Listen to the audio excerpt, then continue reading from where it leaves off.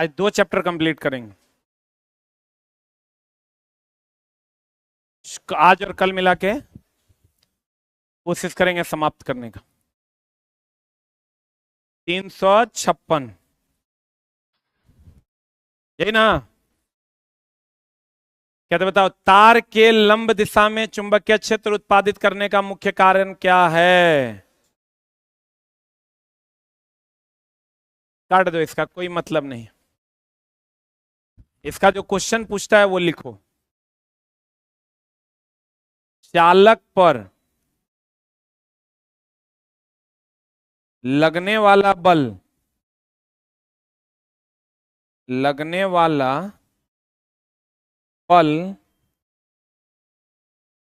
या धारा, बल या धारा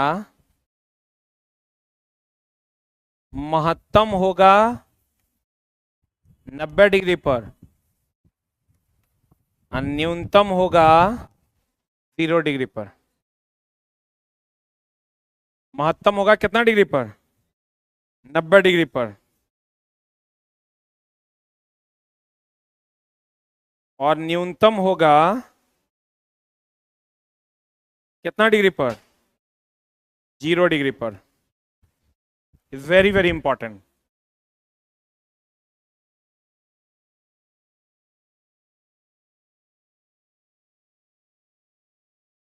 महत्तम 90 डिग्री पर और न्यूनतम कितना डिग्री पर? 0 डिग्री पर।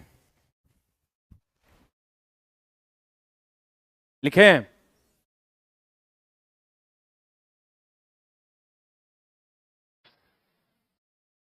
बताओ, विद्युत धारा के चुंबकीय प्रभाव सबसे पहले किसने खोज किया? देखो, विद्युत धारा का 3 प्रभाव है।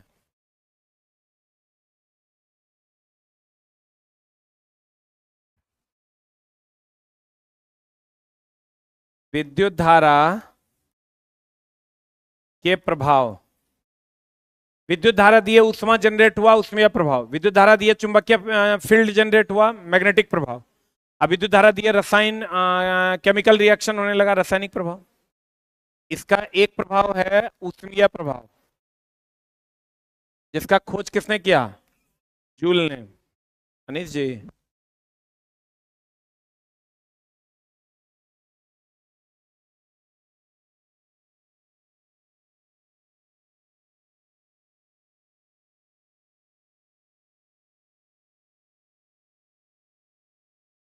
चुंबकीय प्रभाव Hc और एस्टेड। एक है रासायनिक प्रभाव, यह किसने किया? फेराडे।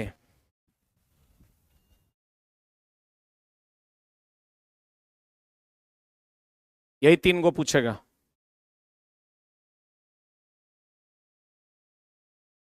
ऊष्मीय प्रभाव का खोज जूल ने, चुंबकीय प्रभाव Hc और एस्टेड, रासायनिक प्रभाव फेराडे।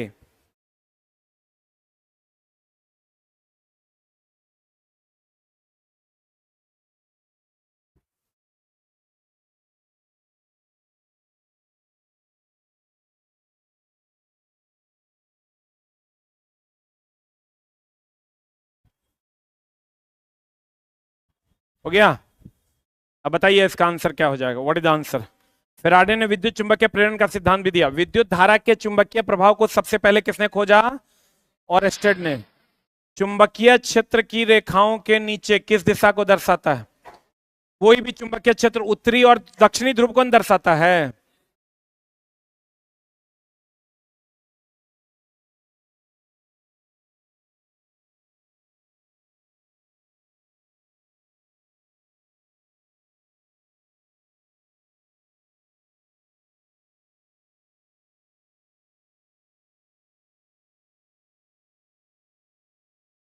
चुंबकीय क्षेत्र की रेखाओं के नीचे कोई भी चुंबकीय क्षेत्र जो होता है वो उत्तरी से किधर होता है? दक्षिणी। फिर कहता है दक्षिण हस्त अंगूठा नियम। देखो ये क्या कहता है। दक्षिण हस्त अंगूठा नियम को पढ़ने से पहले आपको थोड़ा सा जानना होगा चुंबकीय प्रभाव। अगर किसी चालक तार में आप विद्युत धारा देते हैं, आप देखते होंगे पोल वगैरह पर लिखल रहता है यहां पर डेंजर। देखें ऐसा? एगो मुंडी रहेगा, इसे से हड्डी रहेगा। देखें ऐसा? जबकि तार यहां है, करंट यहां है, लिखता यहां है कि इससे ऊपर ना जाए, खतरा है। क्यों? क्योंकि जब आप इससे ऊपर जाते हैं ना तो आपके रक्त में हीमोग्लोबिन है, हीमोग्लोबिन में क्या है? आयरन। और इसमें जो करंट है ना, इसके चारों तरफ चुंबकीय क्षेत्र जनरेट हो जाता है। तो ये चुंबकीय क्षेत्र आयरन को क्या करेगा? आकर्षित। और विद्युतीय क्षेत्र और चुंबकीय क्षेत्र दोनों रहता है, ये विद्युतीय क्षेत्र के हवाले कर देगा। ध्यान से देखो, अगर आप इससे ऊपर जाओगे तो आपके रक्त में हीमोग्लोबिन है, हीमोग्लोबिन में आयरन है, आयरन चुंबक के प्रति आकर्षण की विकर्षण, क्या? तो ये भैया आकर्षित कर लेगा, आकर्षित कर लेगा तो चुंबकीय क्षेत्र के आकर्षित करेगा, मैग्नेटिक फील्ड क्या करेगा? आकर्षित, और विद्युतीय क्षेत्र के हवाले कर देगा और करंट लग जाएगा। तो कहते हैं अगर किसी तार में विद्युत धारा प्रवाहित की जाए तो उसके चारों तरफ कौन क्षेत्र उत्पन्न होता है? चुंबकीय क्षेत्र। इसी को विद्युत धारा का चुंबकीय प्रभाव कहते हैं। बोलो हाँ। करंट की मात्रा कम कर देंगे, चुंबकीय क्षेत्र का मान कम, करंट का मान बढ़ा देंगे, चुंबकीय क्षेत्र का मान बढ़ जाएगा। अब यही बात एचसी और स्टेड ने कहा। अब दक्षिण हस्त नियम कहता है कि अब इसकी दिशा क्या होगी? अगर दाहिने हाथ में किसी चालक तार, ये पेन मान लो चालक तार है, चालक तार को इस प्रकार रखें कि अंगूठा धारा की दिशा को दर्शाए, तो अन्य उंगलियां चुंबकीय क्षेत्र को दर्शाएगा। करंट का प्रवाह करेंगे तो चुंबकीय क्षेत्र होगा ना। ये कहता है दक्षिण हस्त नियम कि अगर दाहिने हाथ में किसी चालक तार को इस प्रकार रखें कि चालक तार में धारा की दिशा कौन दर्शाए? अंगूठा, तो अन्य उंगलियां किसको दर्शाएगा? चुंबकीय क्षेत्र। लिखेगा दक्षिण हस्त नियम, दक्षिण हस्त नियम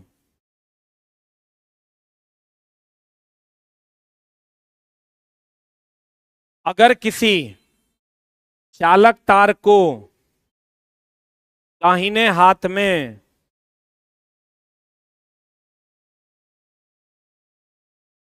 इस प्रकार रखें, दाहिने हाथ में इस प्रकार रखें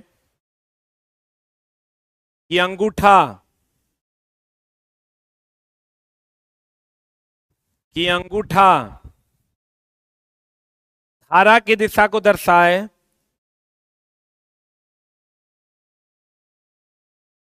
तो अन्य उंगलियां चुंबकीय क्षेत्र को दर्शाएगा, तो अन्य उंगलियां चुंबकीय क्षेत्र को दर्शाएगा।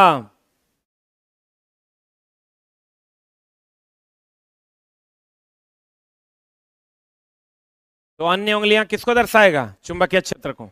करंट देंगे तो चारों तरफ क्या जनरेट होगा? चुंबकीय क्षेत्र। अब बताइए व्हाट इज द आंसर? दक्षिण हस्त अंगूठा नियम का उपयोग किए जाने किस उपयोग किस ने किसे जानने के लिए उपयोग किया जाता है? किसको जानने के लिए? चुंबकीय क्षेत्र। कि अगर अंगूठा धारा को दिखाएगा तो अन्य उंगलियां किसको दर्शाएगा? चुंबकीय क्षेत्र। इसको ठीक कर लो। का उपयोग किसे जानने के लिए किया जाता है? चुंबकीय क्षेत्र को जानने के लिए, चुंबकीय क्षेत्र की दिशा को जानने के लिए। कि भैया अंगूठा अगर धारा की दिशा को दर्शाएगा तो अन्य उंगलियां किसको दर्शाएगी? चुंबकीय क्षेत्र। बताओ।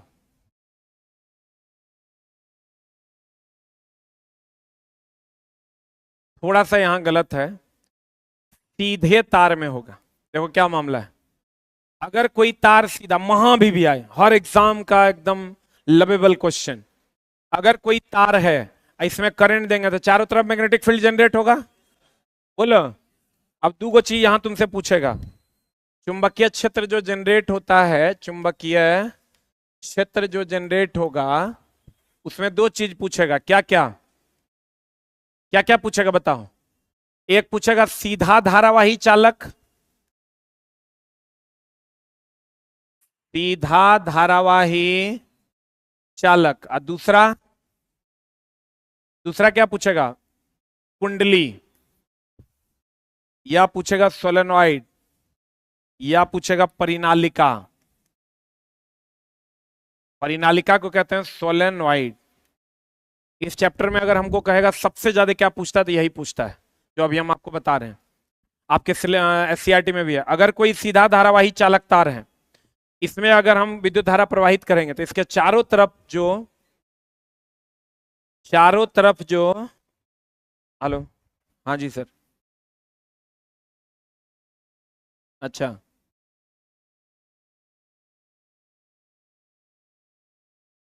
अच्छा अच्छा,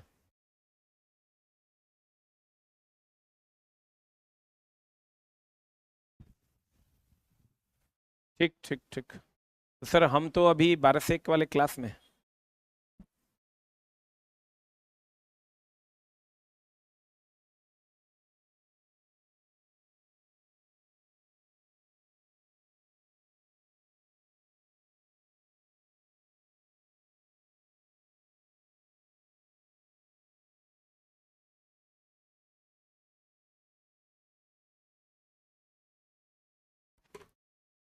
अगर कोई सीधा धारावाही चालक है, इसके चारों तरफ चुंबकीय क्षेत्र जो जनरेट होता है वो संकेंद्रीय वृत्त होता है। आप कहिएगा ये संकेंद्रीय वृत्त क्या है? कंसेंट्रिक सर्किल कहते हैं इसको। सभी वृत्त का केंद्र अगर एक ही हो, देखो इस वृत्त का भी केंद्र ये है, इस वृत्त का भी केंद्र ये है, इसको हम लोग कहते हैं कंसेंट्रिक सर्किल। क्या कहते हैं इसको? और अगर किसी तार को क्वाइल के रूप में लपेट देते हैं, तब इसमें विद्युत धारा देते हैं, इसके चारों तरफ जो चुंबकीय क्षेत्र होगा वो कुछ ऐसा होगा, अंदर में सीधा होगा और बाहर वक्राकार होगा, और हर जगह चुंबकीय क्षेत्र समान होगा। अब लिखना सिंगल एरो देख, सीधे धारावाही चालक तार में, सीधे धारावाही चालक तार में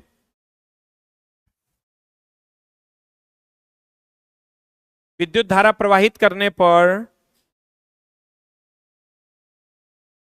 विद्युत धारा प्रवाहित करने पर संकेंद्रीय चुंबकीय क्षेत्र जनरेट होता है, कंसेंट्रिक मैग्नेटिक फील्ड। संकेंद्रीय वृत्ताकार चुंबकीय क्षेत्र उत्पन्न होता है, संकेंद्रीय वृत्ताकार चुंबकीय क्षेत्र उत्पन्न होता है। नेक्स्ट पॉइंट, जब किसी तार को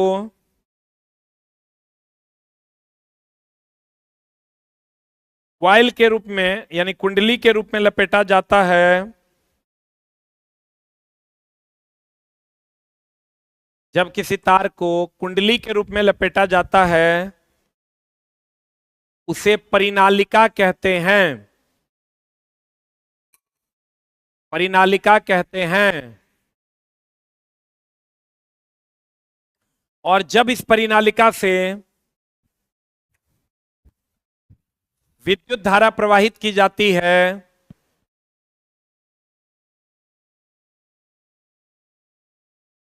तो इसके अंदर एक समान चुंबकीय क्षेत्र उत्पन्न होता है, तो इसके अंदर एक समान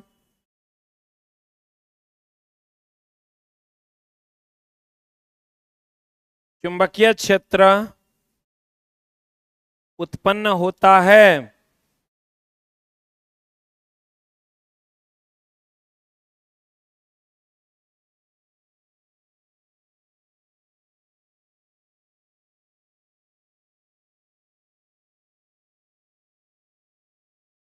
लिखें, जब भी किसी तार को कुंडली के रूप में लपेटते हैं तो उसे क्या कहते हैं? परिनालिका। क्या कहते हैं? और इसके अंदर हर जगह चुंबकीय क्षेत्र क्या होता है? समान। यही दो क्वेश्चन हर बार एग्जाम में पूछा जाता है। कहते हैं दोस्त मेरे, वृत्ताकार नहीं, कैसा? सीधा। सीधा तार में प्रवाहित धारा को के प्रभाव किस दिशा में होता है? संकेंद्रित होता है, अर्थात संकेंद्रीय वृत्त होता है। लिखें, बताओ किसी ए बिंदु में चुंबकीय क्षेत्र की तीव्रता किस इकाई से मापी जाती है? किसी बिंदु पर चुंबकीय क्षेत्र की तीव्रता किससे नापते हैं? टेस्ला। ये इसका ऐसा ही मात्रक है। गॉस इसका सीजीएस मात्रक है। और 1 टेस्ला बराबर 10⁴ गॉस होता है।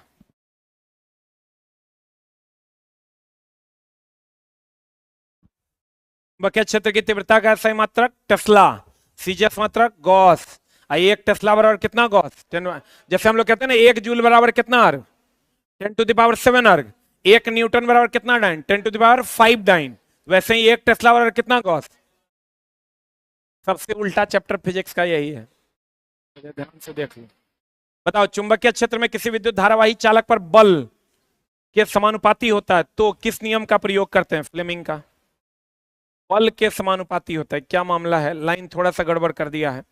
देखो, फ्लेमिंग के कितने नियम क्लास किया होगा रात वाला, तो हम एक दिन पूरा यही पढ़ाए थे। कौन कौन? बायां की दायां? एगो बायां हाथ का नियम,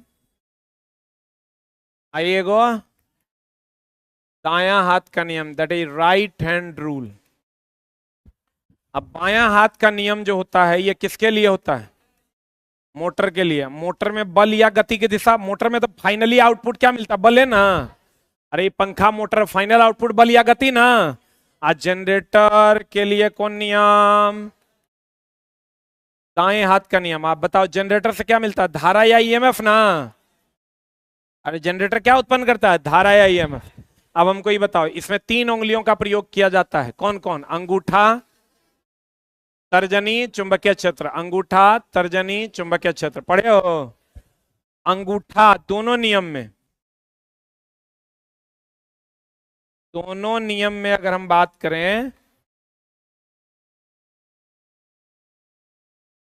अंगूठा बल या गति की दिशा, तर्जनी चुंबकीय क्षेत्र की दिशा, आएगा बच्चा मध्यमा धारा या ईएमएफ। इसी पर एक पूरा सेशन हम एक लिए थे यूट्यूब पर, शाम वाला क्लास में। अंगूठा किसको दर्शाता है? बल या गति। और याद ना रहे तो राइट हैंड से जनरेटर स्टार्ट करते हैं, तो राइट हैंड रूल जनरेटर के लिए, लेफ्ट हैंड रूल किसके लिए? मोटर के लिए।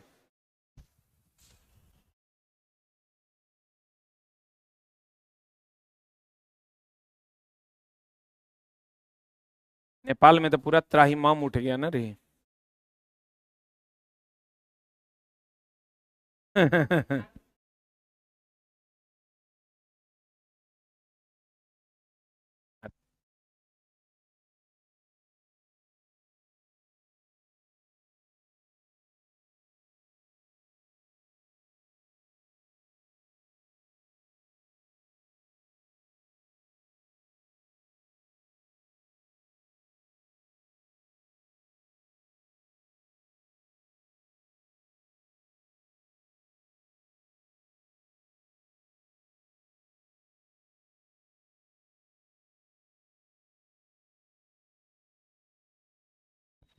बताओ, लेफ्ट हैंड रूल किसके लिए? मोटर के लिए। राइट हैंड रूल किसके लिए? जनरेटर के लिए। सही है। अब अंगूठा सबसे ज्यादा बलशाली कौन है? अंगूठा, ये बल या गति को। तर्जनी किसको? चुंबकीय क्षेत्र को। मध्यमा किसको? धारा या ईएमएफ। इतने पढ़ना है। अब यहां लिख लिए? अरे लिखे। अब यहां क्वेश्चन कहता है चुंबकीय क्षेत्र के किसी, इस सब का कोई जरूरत नहीं, फालतू का चीज। धारा के प्रवाह की दिशा निर्धारित करने के लिए कौन सा सिद्धांत उपयोग किया जाता है? धारा के लिए बताओ, धारा के लिए दाहिने हाथ का नियम कि बाएं हाथ का नियम? आप बल के लिए कौन? बाएं हाथ का। जल्दी लिख।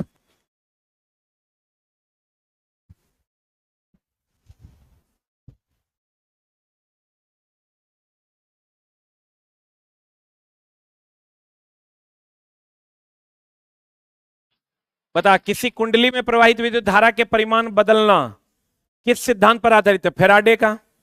फेराडे का कौन सिद्धांत? विद्युत चुंबकीय प्रेरण का सिद्धांत इज वेरी वेरी इंपॉर्टेंट। ये 2 चीजों के लिए लागू होता है, एगो जनरेटर के लिए, एगो ट्रांसफार्मर के लिए।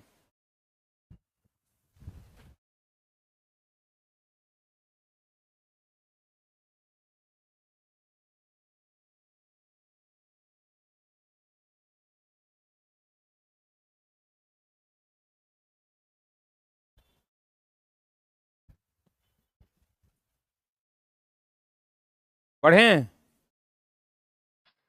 बताओ विद्युत मोटर का मुख्य कार्य क्या है? ये तो पता है ना, विद्युत ऊर्जा को यांत्रिक ऊर्जा। पंखा एक प्रकार का मोटर है, विद्युत देते हैं यांत्रिक मिलता है। और जनरेटर का काम क्या है? घुमाते हैं तो विद्युत मिलता है, यानी यांत्रिक ऊर्जा को विद्युत ऊर्जा में। ये तो बेसिक है यार, पता होना चाहिए। बैटरी क्या करता है? रासायनिक ऊर्जा को विद्युत ऊर्जा में। क्लास 9th में हम पढ़ाई भी थे। बताओ किसी विद्युत चालक के कारण चुंबकीय क्षेत्र कैसा उत्पन्न होता है? विद्युत धारा की दिशा भी बदल जाती है। नहीं, ये कहता है किसी विद्युत चालक के कारण चुंबकीय क्षेत्र कैसा कुछ नहीं, काट दो। चुंबकीय क्षेत्र की दिशा में परिवर्तन करने से क्या होगा? विद्युत धारा की दिशा बदल जाएगी। देखो इधर, ये चुंबकीय क्षेत्र को बताता है। बोला, ये किसको बताता है? धारा को। अब इसकी दिशा हम बदल देंगे तो धारा की दिशा बदलेगी कि नहीं? इसकी दिशा बदल देंगे, नहीं बदलेगा। अभी इसकी दिशा चुंबकीय क्षेत्र की है तो धारा ये है, लिख लो। चुंबकीय क्षेत्र की दिशा में परिवर्तन धारा की दिशा को बदलकर किया जा सकता है।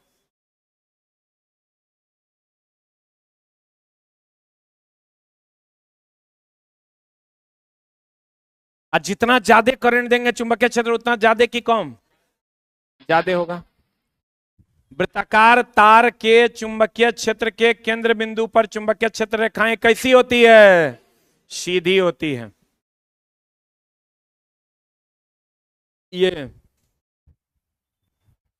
ये अंदर में सीधी होती है, बाहर वक्राकार। अंदर में सीधी होती है और बाहर कैसा होता है? वक्राकार। लिख लो एक लाइन, परिनालिका के अंदर चुंबकीय क्षेत्र समानांतर होता है। परिनालिका के अंदर चुंबकीय क्षेत्र समानांतर होता है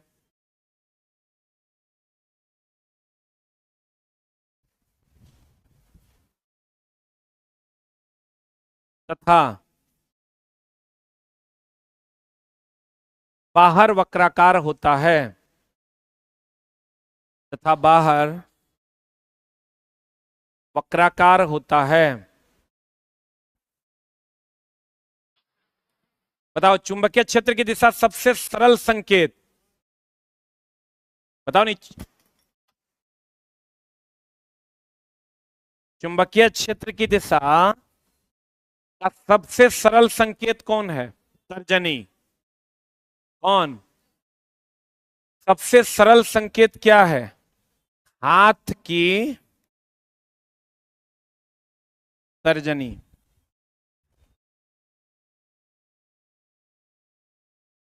हाथ की क्या? तर्जनी। बताओ विद्युत धारा में के प्रभावित क्षेत्र में चुंबकत्व के उपाय को क्या कहते हैं? विद्युत चुंबक। अब देखो ये क्या है, एक चुंबक दो प्रकार का। कौन कौन? एक अस्थाई चुंबक, पढ़ाए हैं। एक और अस्थाई चुंबक। अस्थाई चुंबक क्या होता है? हम ये जानते हैं कि करंट देंगे चुंबकीय क्षेत्र होगा, करंट हटा लेंगे चुंबकीय क्षेत्र नहीं होगा। उसको कहते हैं विद्युत चुंबक। कौन चुंबक? मतलब करंट दिए तो मैग्नेटिक फील्ड होगा, करंट नहीं देंगे चुंबकीय क्षेत्र नहीं होगा। तो इसका मतलब विद्युत चुंबक अस्थाई चुंबक है, बोलवे नहीं करेगा। आ करंट दे ना दे चुंबकीय क्षेत्र होवे करेगा। कौन चुंबक? अस्थाई चुंबक। ये बताओ अस्थाई चुंबक जो होगा वो यह इस्पात का बना होता है। Very very important. यह नरम या मृदु लोहा का बना होता। यह नरम या मृदु लोहे का बना होता। इसमें हम लिख सकते हैं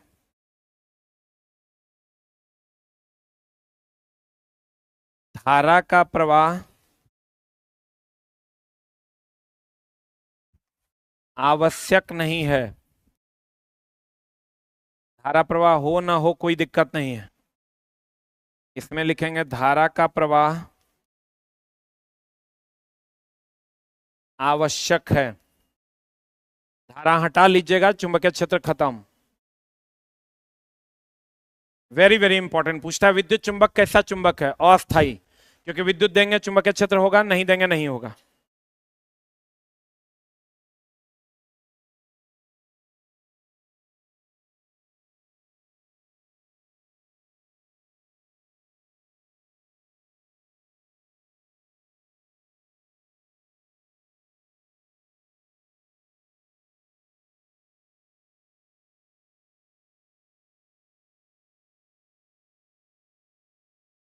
हो गया। अस्थाई चुंबक किसको कहते हैं? धारा हो ना हो चुंबकीय क्षेत्र होगा ना। अस्थाई चुंबक, धारा होगा तो चुंबकीय क्षेत्र होगा, नहीं होगा तो नहीं होगा। ये किसका बना होता है?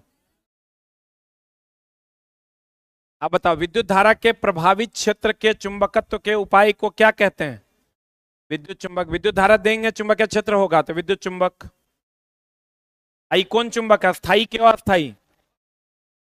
अरे ये कौन चुंबक है? विद्युत चुंबक के सिद्धांत को किसने दिया था? अभी बताए थे ना, विद्युत चुंबक का सिद्धांत किसने दिया? हाँ, रुक रुक रुक रुक रुक, विद्युत चुंबकीय प्रेरण का सिद्धांत किसने दिया? ठीक कर लो इसको, माइकल फेराड। सिर्फ विद्युत चुंबक रहेगा तो एचसी और स्टेट हो जाएगा।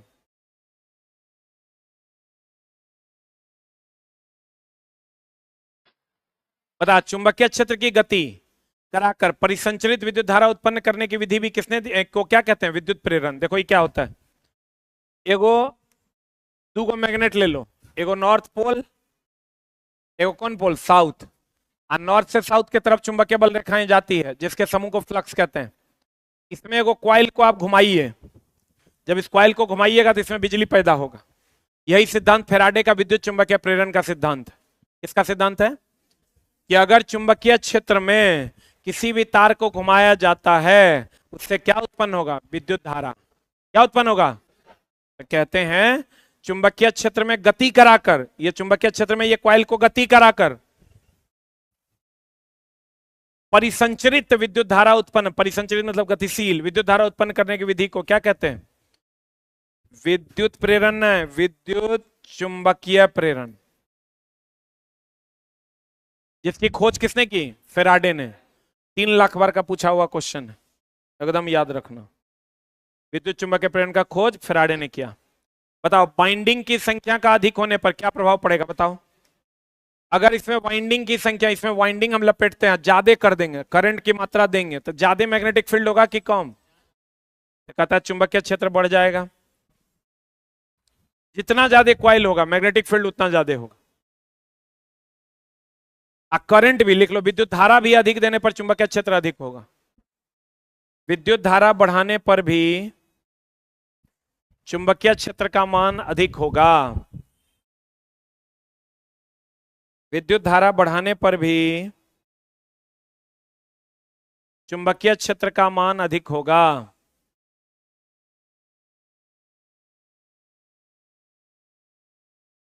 क्या होगा? अधिक हो। कॉइल बढ़ा दो कि धारा बढ़ा दो, मैग्नेटिक फील्ड बढ़ जाएगा। अब बताओ, इस मैग्नेट, ये चुंबक है नॉर्थ पोल, ये साउथ पोल, इस चुंबक के अंदर कॉइल को घुमाएंगे तो धारा उत्पन्न होगा? नहीं होगा। तो देखिए तो क्या कह रहा है, कहता है क्या होता है जब चुंबकीय क्षेत्र में कुंडली को घुमाया जाता है? क्या होता है? विद्युत धारा। ये किसका नियम है? फेराडे का।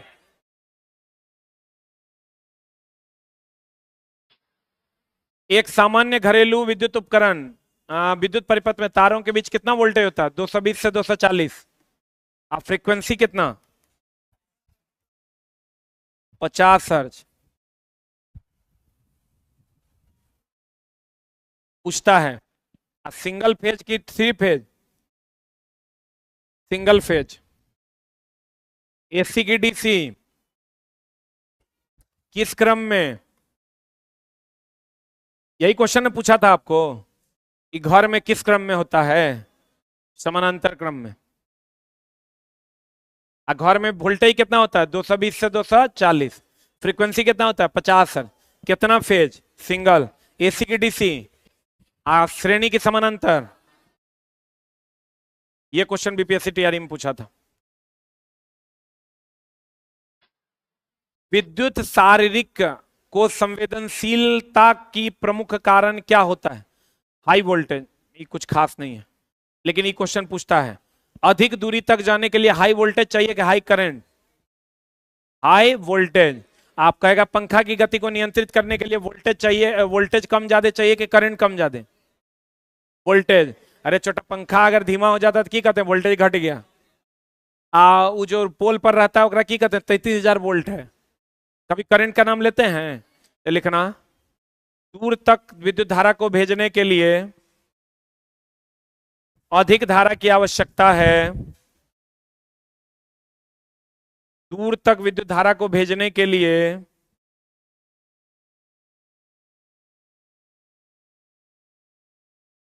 अधिक धारा की आवश्यकता है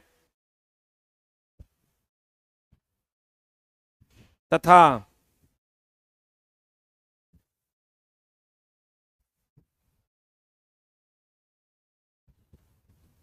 तथा पंखे की गति को नियंत्रित करने के लिए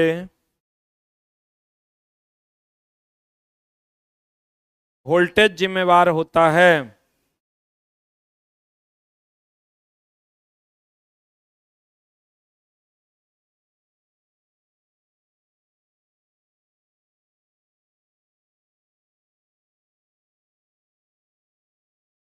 कौन जिम्मेवार होता है? वोल्टेज जिम्मेवार होता है।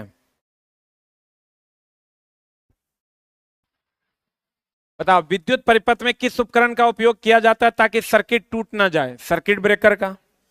एमसीबी भी एक प्रकार का क्या है? सर्किट ब्रेकर है। अभी फ्यूज की जगह लगाते हैं, सर्किट को ब्रेक कर देता है अधिक वोल्टेज पर। बताओ विद्युत उत्पन्न करने के लिए सबसे ज्यादा उपयोग में आने वाला उपकरण कौन है? जनरेटर। अरे बोलो रे, जनरेटर से बिजली पैदा करते हैं। आज जनरेटर किसके सिद्धांत पर काम करता है? विद्युत चुंबकीय प्रेरण के सिद्धांत। अब विद्युत चुंबकीय प्रेरण का सिद्धांत किसने दिया? फेराडे ने। कुंडली में प्रयुक्त विद्युत धारा किस प्रकार की होती है? बकवास बात काट दो। कुंडली में जब पूर्णता से एक चक्कर पूरा कर लेती है तो कौन सा बल शेष?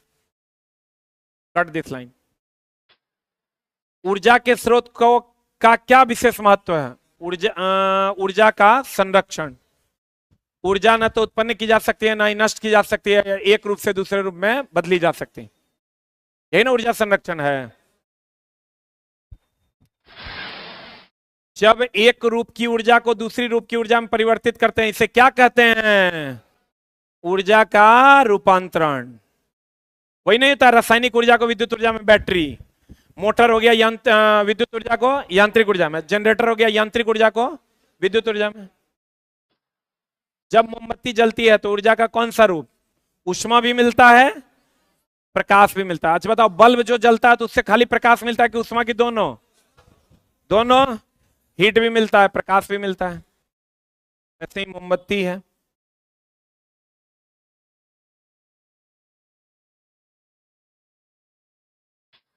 बताओ ऊर्जा का सबसे अच्छा स्रोत कौन है? सौर ऊर्जा।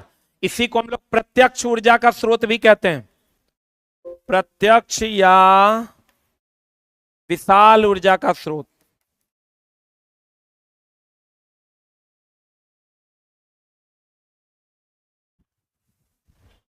प्रत्यक्ष या विशाल ऊर्जा का स्रोत।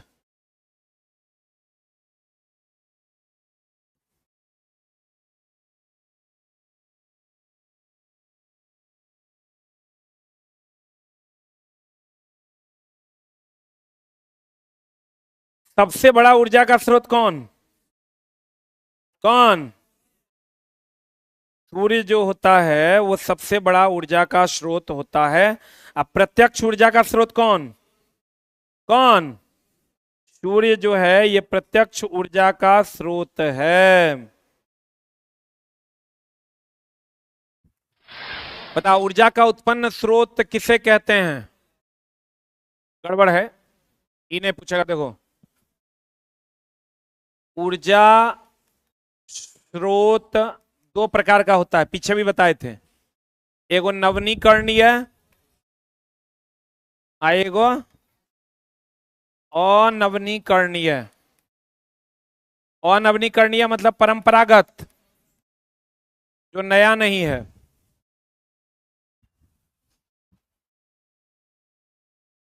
और नवनीकरणीय मतलब गैर परंपरागत।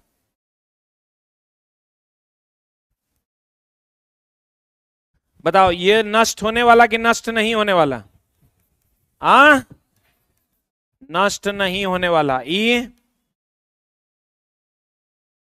नष्ट होने वाला। एक एग्जाम्पल है कोयला,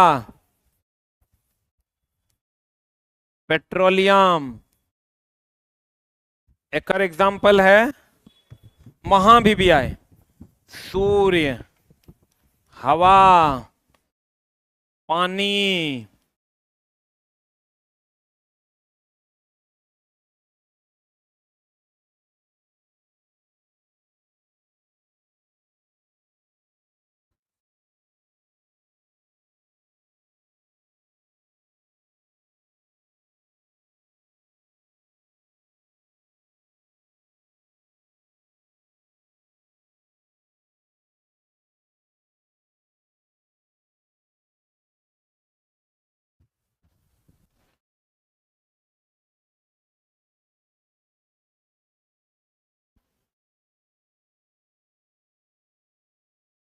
हो गया। कोयला को हम लोग जीवाश्म ईंधन भी कहते हैं। न्यूक्लियर एनर्जी समाप्त होने वाला एनर्जी में आएगा। बढ़े? अरे बढ़े। बताओ ऊर्जा का पारंपरिक स्रोत कौन सा शामिल है? पारंपरिक जल ऊर्जा नहीं होगा, कोयला होगा खाली। कोयला, पेट्रोलियम, लकड़ी। देखा? पारंपरिक मतलब जो नष्ट होने वाला है। वायुमंडल में कौन सी गैस ग्रीन हाउस प्रभाव के लिए महाभिवियाय?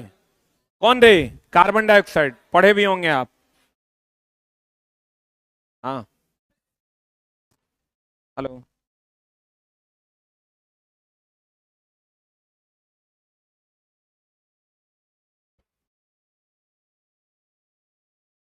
महाभिवियाय। जीवाश्म ईंधन के जलने के लिए किस प्रकार की वर्षा होती है? अम्लीय वर्षा। देखो जीवाश्म ईंधन हो गया कोयला, कोयला से निकलता है सल्फर का ऑक्साइड और नाइट्रोजन का डाइऑक्साइड, इसी से होता है अम्लीय वर्षा।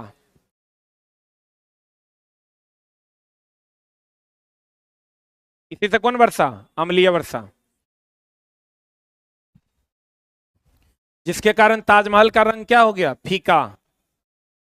बताओ जीवाश्म ईंधन के अधिक जमने से कौन सी समस्या उत्पन्न होती है? कौन वार्मिंग? Global warming. दम घोंटू गैस कौन गैस को कहते हैं? Carbon monoxide. ग्लोबल वार्मिंग मतलब पृथ्वी गर्म हो जाएगा। कार्बन डाइऑक्साइड उष्मा को आने तो देता है लेकिन जाने नहीं देता, जिसके कारण आपको ग्लोबल वार्मिंग महसूस होता है। जीवाश्म ईंधन के जलने पर किस प्रकार का प्रदूषण होता है? वायु प्रदूषण। वायु प्रदूषण ना। बताओ तापीय विद्युत संयंत्र में ऊर्जा का स्रोत के रूप में किसका उपयोग किया जाता है? भाप ऊर्जा। लेकिन मेनली होना चाहिए कौन ऊर्जा? कोयला। कोयला से मिलता है भाप ऊर्जा।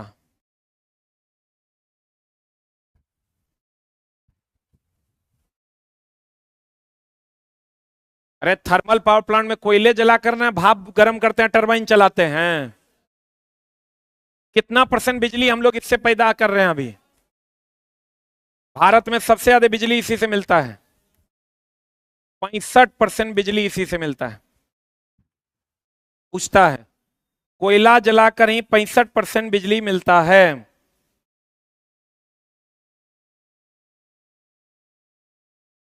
बताओ जल विद्युत संयंत्र किस प्रकार के ऊर्जा का विद्युत ऊर्जा में बदलता है? गतिज ऊर्जा। बताओ वो जो बांध बनाते हैं, बांध बना के टरबाइन में गति लाते हैं तभी ना बिजली मिलता है, जनरेटर को चलाते हैं। पारंपरिक ईंधन जो पहले से चल रहा है के विपरीत बायोमास ऊर्जा उत्पादन से क्या लाभ है? परिस्थितिकी संतुलन बना हुआ रहेगा। बायोमास मतलब सड़े गले देखो एक मिनट रुक। पारंपरिक ईंधन हो गया कोयला। अगर कोयला के जगह पर आप सड़े गले पदार्थों से ऊर्जा निकालते हैं तो पारिस्थितिकी में संतुलन नहीं रहेगा। सड़ा गला पदार्थ कहीं नहीं मिलेगा, उससे हम लोग उस एनर्जी जनरेट कर लेंगे। अभी हम लोग क्या कर रहे हैं, कोयला से जनरेट कर रहे हैं। कि जितना प्लास्टिक है, सड़े गले ह्यूमस है, सब्जी उब्जी के ह्यूमस है, उससे मीथेन निकाल लेंगे, साफ सफाई हो जाएगा, पारिस्थितिकी बैलेंस हो जाएगा। बताओ, जैव गैस के उत्पन्न होने के लिए मुख्य घटक, जैव गैस हो गया गोबर गैस। कौन गैस रे? गोबर गैस को ही क्या कहते हैं, बायोगैस। अब बायोगैस का मुख्य घटक क्या है, मीथेन। अब बताओ सीएनजी का मुख्य घटक क्या है, मीथेन। अब बताओ एलपीजी का मुख्य घटक कौन है, ब्यूटेन। एलपीजी का मुख्य घटक कौन, ब्यूटेन।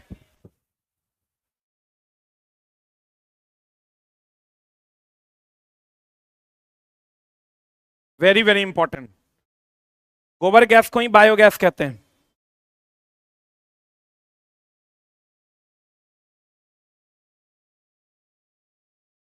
पढ़े? बता, शुष्क मौसम में पवन ऊर्जा के उत्पादन किस प्रकार प्रभावित होता है, घट जाएगा। हवा चलेगा तो क्या हो जाएगा, बढ़ जाएगा। पवनों का देश किसको कहते हैं, डेनमार्क को। पवनों का देश सबसे ज्यादा बिजली पैदा करता है वो, डेनमार्क। पवनों का देश किसको, डेनमार्क। हमारे जीवन में किस प्रकार की ऊर्जा स्रोत अधिक आवश्यक है, आवश्यक अब क्या है, पारंपरिक की गैर पारंपरिक। इसीलिए तो हम लोग सूर्य की ओर जा रहे हैं, सोलर पावर प्लांट लग रहा है, क्योंकि पारंपरिक तो कोयला वगैरह खत्म हो जाएगा, अब हमारे लिए जरूरी है गैर पारंपरिक। बताओ, सूर्य को की ऊर्जा पृथ्वी तक पहुंचने में कितना समय लेती है, 8 मिनट 20 सेकेंड। 8 मिनट 20 सेकेंड, देख लो 8.3 मिनट दे दिया है। सौर सेल का विद्युत उत्पन्न क्षमता कितना है, जो सोलर सेल लगाते हैं हम लोग, जो नहीं लगाता है स्ट्रीट लाइट में, उसका उत्पन्न करने का क्षमता है 0.5 से 1 वोल्ट तक, एक सेल का। नाभिकीय गति विज्ञान में इलेक्ट्रॉन वोल्ट देख लो, दुए को पूछता है 1 electron volt is equal to 1.6 into 10⁻⁻19 joule. आइए को पूछेगा 1 kilowatt hour is equal to 3.6 into 10⁻6 joule. आई इलेक्ट्रॉन वोल्ट का किलोवाट आवर दोनों जूल में होता है, इसलिए दोनों ऊर्जा का मात्रक है।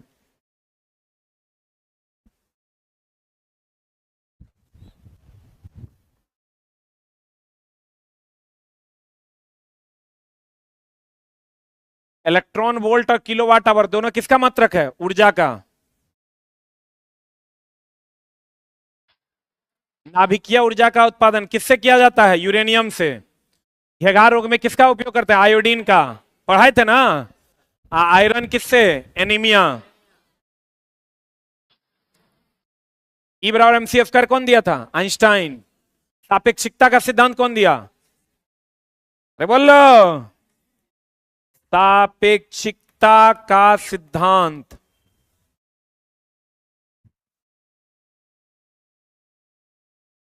आइंस्टीन। प्रकाश विद्युत प्रभाव कौन दिया, आइंस्टीन।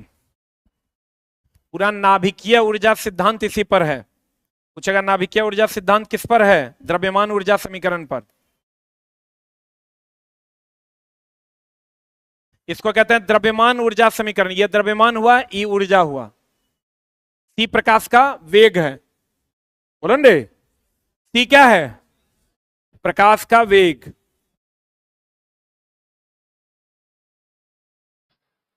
बताओ, नाभिकीय विखंडन से उत्पन्न ऊर्जा का सबसे अधिक रूपांतरण कहां होता है, विद्युत ऊर्जा में। हम नाभिकीय ऊर्जा में जो ऊष्मा निकलता है उससे हम लोग विद्युत पैदा करते हैं, कोयला जलाने की जरूरत नहीं है। नाभिकीय संलयन में ऊर्जा उत्पादन, बताओ नाभिकीय अभिक्रिया कितना प्रकार का, तो कौन कौन, संलयन और विखंडन। संलयन में क्या होगा, दो छोटे छोटे मिलकर एक बड़ा परमाणु का निर्माण करेगा, साथ में बहुत अधिक मात्रा में ऊर्जा। विखंडन में एक बड़ा परमाणु टूटकर दो छोटे छोटे में बटेगा और साथ में बनेगा ऊर्जा। बताओ संलयन का एग्जाम्पल कौन? द्वितीय को है ये हाइड्रोजन बम, सूर्य, तारा। इसका एग्जाम्पल बता, परमाणु या अणुबम, महाभिव्याय, नाभिकीय रिएक्टर। जितना बम है बताओ नियंत्रित क्यों अनियंत्रित? रुक जा कहेगा परमाणु बम नियंत्रित विखंडन क्यों अनियंत्रित विखंडन? अनियंत्रित विखंडन। जितना बम है सब अनियंत्रित विखंडन।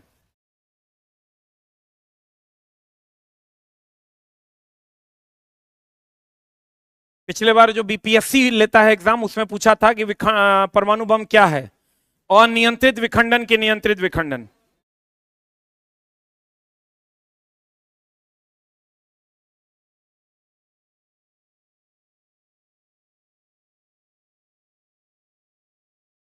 हेलो,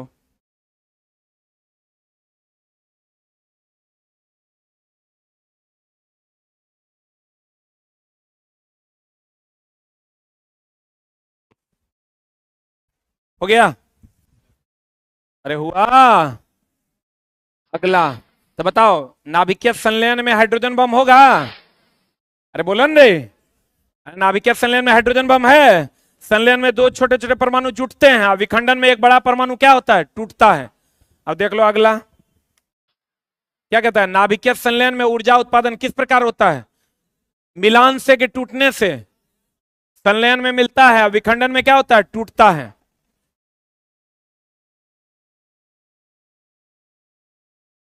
पढ़ें?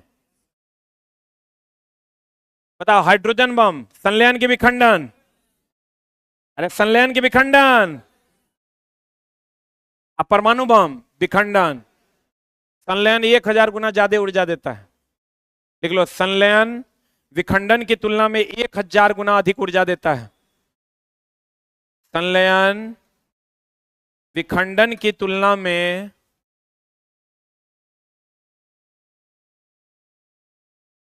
1000 गुना अधिक ऊर्जा देता है।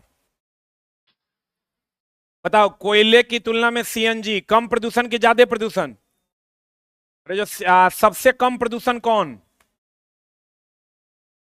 सबसे कम प्रदूषण अगर कहेगा तो हाइड्रोजन। आज बताओ चला सीएनजी जो दिल्ली में सारा गाड़ी सीएनजी से चल रहा है, कंप्रेस्ड नेचुरल गैस से, तो उसमें प्रदूषण कम है कि ज्यादा? कम। और सबसे कम किसमें? हाइड्रोजन में। लेकिन हम इससे गाड़ी चला नहीं पा रहे, क्यों? क्योंकि ये बहुत अधिक ज्वलनशील है। टंकी जहां आग लगेगा ओकरे पिघला देगा। Thank you very much. कल कोशिश करेंगे आपका खत्म कर देने का, और सोमवार से या शनिवार से 300 प्लस वाला में मेरा क्लास लग जाएगा। Thank you very much.